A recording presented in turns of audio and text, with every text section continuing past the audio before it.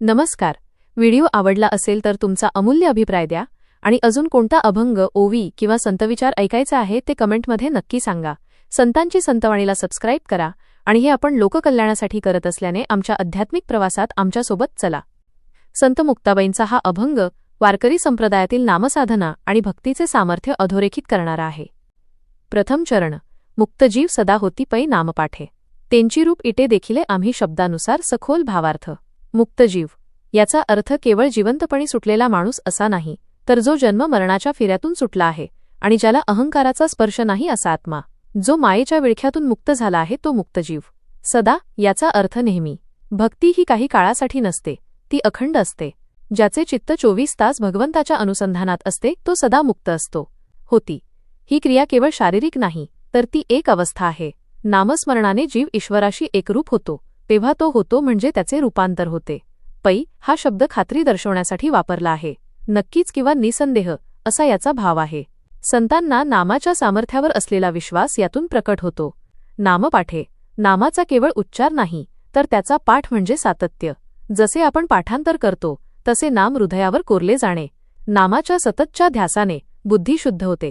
त्यांची म्हणजे तेच जे निराकार निर्गुण तत्व आहे, तेच सगुण रूपात समोर आले आहे. रूप डोळ्यांना दिसणारे विठ्ठलाचे सगुण स्वरूप. भक्तांच्या ओढीमुळे त्या परब्रह्माने धारण केलेले मनोहर रूप. इटे, विठ्ठलाची वीट ही केवळ मातीची वीट नाही, तर ती स्थिरतेचे प्रतीक आहे. पुंडलिकाच्या भेटीसाठी देव युगेनयुगे एकाच ठिकाणी स्थितप्रज्ञतेने उभा आहे. देखिले, पाहणे, हे पाहणे केवळ चर्मचक्षुंनी डोळ्यांनी नसून ते अनुभूतीच्या डोळ्यांनी पाहिले आहे. आम्ही ते अनुभवले आहे असा हा साक्षभाव आहे. आम्ही यात मुक्ताबाईंचा स्वतःचा अनुभव आणि सकल संतांचा प्रतिनिधिक भाव आहे. भावार्थ. मुक्ताई म्हणतात की ज्या ईश्वराचे नाम घेतल्याने जीव जन्म मरणाच्या फेऱ्यातून कायमचा मुक्त होतो, त्याच ईश्वराला, विठ्ठलाला आम्ही पंढरपुरात विटेवर उभे असलेले पाहिले आहे. याचा अर्थ असा की जे नाम निराकार आहे तेच भक्तांसाठी सगुण रूप घेऊन विटेवर प्रकट झाले आहे. नाम आणि रूप यात कोणताही भेद नाही. नाम हेच मुक्तीचे साधन आहे आणि तेच प्रत्यक्ष पांडुरंग आहे. उदाहरण. एखादा लोखंडाचा तुकडा परीसला शिवला की त्याचे सोनं होतं. तसा संसाराच्या तापाने पोळलेला जीव जेव्हा नामाच्या सहवासात येतो तेव्हा तो मुक्त होतो.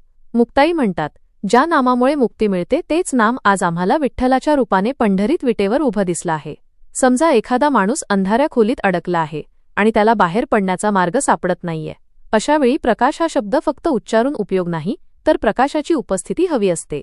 भक्तीमध्ये नाम हे त्या प्रकाशासारखे आहे. ज्याप्रमाणे वाल्मिकी ऋषींनी केवळ मरा मरा राम या नामाचा जप करून स्वतःचे जीवन पालटले आणि ते मुक्त झाले, तसाच अनुभव मुक्ताई सांगत आहेत.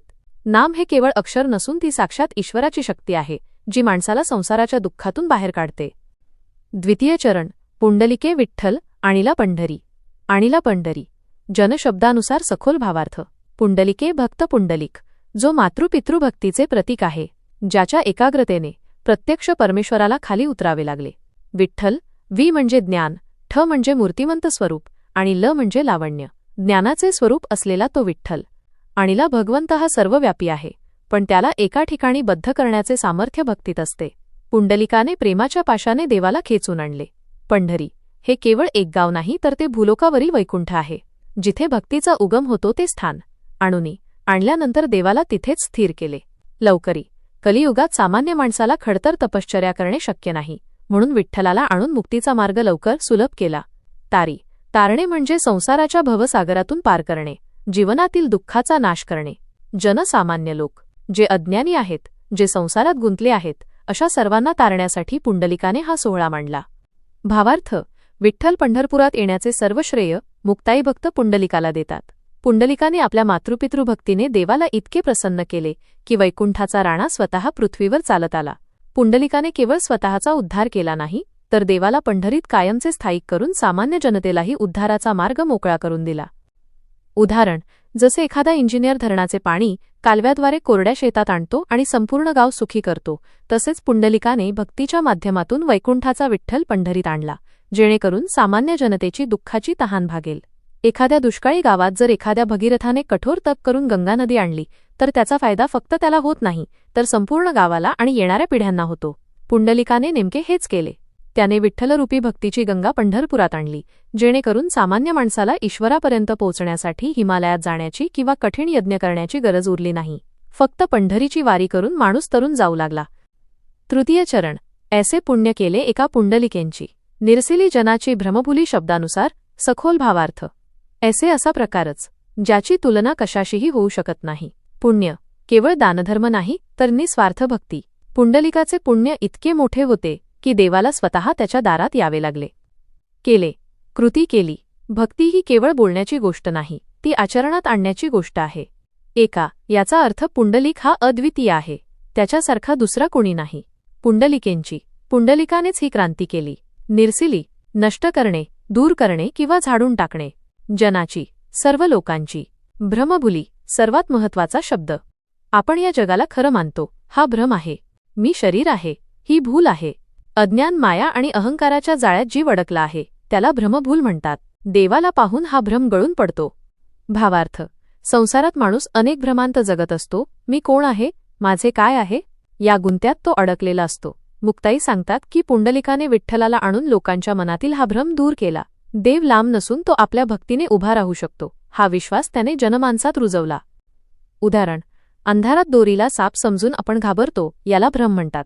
पण जेव्हा कोणी दिवा विठ्ठल आणतो तेव्हा तो भ्रम नष्ट होतो. पुंडलिकाने विठ्ठलाला आणून लोकांच्या मनातील अंधार दूर केला. ज्याप्रमाणे एखादा माणूस स्वप्नात वाघाला बघून घाबरतो आणि ओरडतो, पण जागा झाल्यावर त्याला समजते की वाघ नव्हताच, तो फक्त भ्रम होता. तसेच सामान्य माणूस संसारालाच सत्य मानून घाबरत असतो, पण जेव्हा तो विठ्ठलाच्या चरणी येतो तेव्हा त्याला समजते की हे जग नश्वर आहे आणि केवळ ईश्वरच सत्य आहे. पुंडलिकाने विठ्ठलाला विटेवर उभे करून हा जागृतीचा संदेश सर्वांना दिला. चतुर्थ चरण. मुक्ताई चिंतने मुक्तमे जाली. चरणीं समरसली हरिपाठ शब्दानुसार सखोल भावार्थ.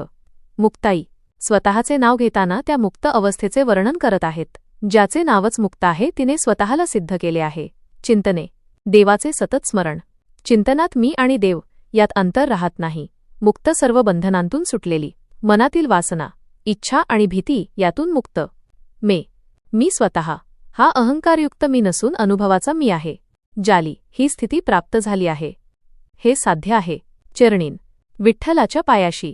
पादसेवा ही दास्यभक्तीचे आणि शरणागतीचे प्रतीक आहे.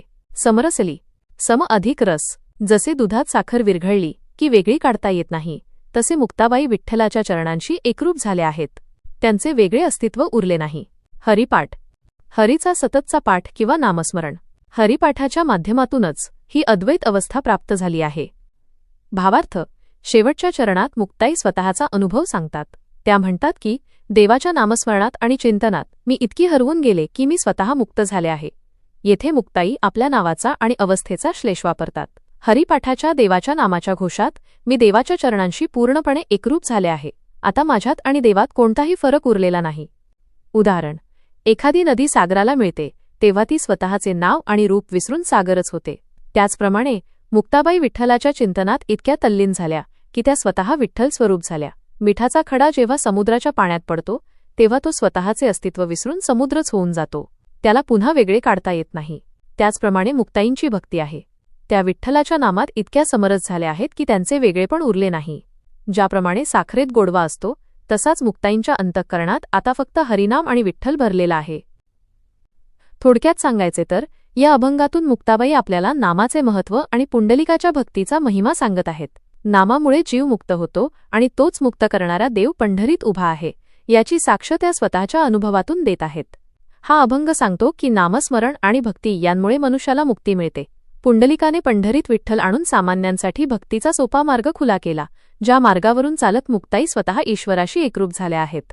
अभंगाचा भावार्थ सार. 1. नामाचे सामर्थ्य.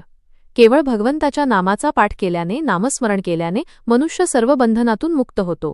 जे निराकार रूप नामात साठवलेले आहे तेच सगुण रूप विठ्ठलाच्या रूपाने विटेवर उभे असलेले आम्ही पाहिले आहे. 2. भक्त पुंडलिकाचे उपकार. भक्त पुंडलिकाने आपल्या भक्तीने विठ्ठलाला पंढरपूरला आणले. त्याने केवळ देवालाच आणले नाही तर सामान्य माणसाच्या उद्धाराचा मार्ग सोपा केला, जेणेकरून सर्वजण लौकिक दुःखातून तरून जातील. 3. भ्रमाचा नाश. पुंडलिकाने केलेल्या या महान कार्यामुळे, पुण्यामुळे लोकांच्या मनातील अज्ञान आणि जगाचा भ्रम दूर झाला आहे. भक्तीचा खरा मार्ग जगाला समजला. 4. अनुभूती. मुक्ताई म्हणतात की मी स्वतः भगवंताचे चिंतन केल्यामुळे सर्व बंधनातून मुक्त झाले आहे. आता माझे चित्त हरीच्या चरणी आणि हरिपाठात पूर्णपणे एकरूप समरस झाले आहे. धन्यवाद. पुन्हा भेटूया नव्या संत वाङ्मयाच्या अमृतरूपी दरबारात नव्या भक्तिविद्येच्या संगतीत. बोला पुंडलिक वरदा हरी विठ्ठल. श्री ज्ञानोबा तुकाराम पंढरीनाथ महाराज की जय. रामकृष्ण हरी. नामस्मरण करा, आनंदात रहा.